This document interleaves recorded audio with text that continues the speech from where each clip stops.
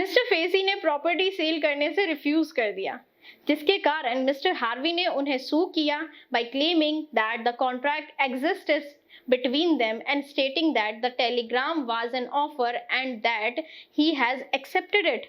Hello everyone, मैं हूं शबाना सैफी और आप देख रहे हैं लीगल बाइट्स। वीडियो शुरू करने से पहले लीगल बाइट्स एकेडमी को सब्सक्राइब करना और बेल आइकन प्रेस करना मत भूलिएगा for future updates.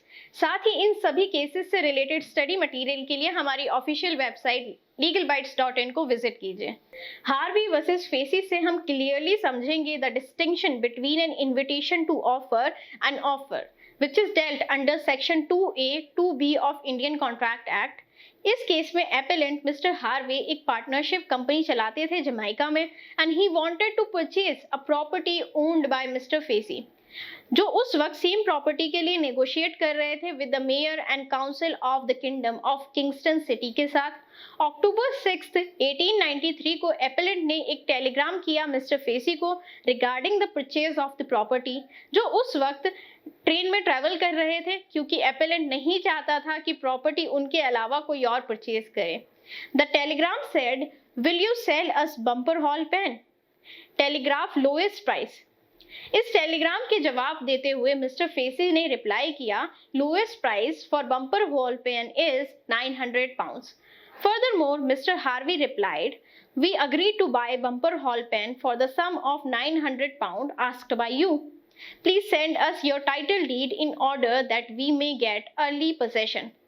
Mr. Facey ने प्रॉपर्टी सेल करने से रिफ्यूज कर दिया, जिसके कारण मिस्टर हार्वी ने उन्हें सू किया by claiming that the contract existed between them and stating that the telegram was an offer and that he has accepted it.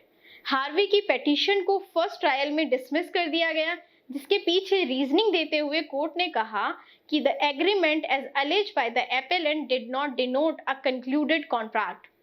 Then Harvey filed an appeal to the Queen of council, जिसे the Privy Council भी कहते हैं। इस case में mainly दो issues raise हुए थे। पहला, whether there was an explicit offer from Mr. Facey to Mr. Harvey for the sale of the said property for the consideration of 900 pound and it is capable of acceptance. दूसरा, was there a valid contract or not? Privy Council ने held किया कि no agreement has ever existed between the parties। जो first conversation थी वो सिर्फ और सिर्फ एक रिक्वेस्ट थी इंफॉर्मेशन के लिए, ना कि एक ऑफर जिसे एक्सेप्ट किया जा सके। Therefore, the telegram sent by Mr. Facey was not credible। ये कंक्लूड किया गया कि जो टेलीग्राम मिस्टर फेसी ने भेजा था वो सिर्फ एक पीस ऑफ इंफॉर्मेशन था। At no point in time Mr. Facey made an offer that could be accepted। A valid contract requires a proposal and adequate acceptance to it, and to make contract binding, acceptance of the proposal must be notified to the proposer because a legally enforceable agreement required sureness to hold। ये case clearly explain करता है कि invitation to offer और offer के बीच में क्या difference है, and साथ में ये भी एक्सप्लेन करता है कि how important role an offer plays in the formation of a contract. आज का ये वीडियो यहीं समाप्त होता है। अगर आप इन केसेस के बारे में और डिटेल में जानना चाहते हैं तो हमारी ऑफिशियल वेबसाइट legalbytes.in को सब्सक्राइब करना मत भूलिएगा।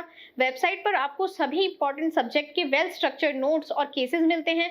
साथ ही डेली अपडेट्स के लिए लीगल बाइट्स के सोशल मीडिया हैंडल को फॉलो करें। अगर आपको ये वीडियो इन्फॉर्मेटिव लगा हो तो please like, share and subscribe to Legal Bites and make sure to press the bell icon for future updates. Thank you for watching.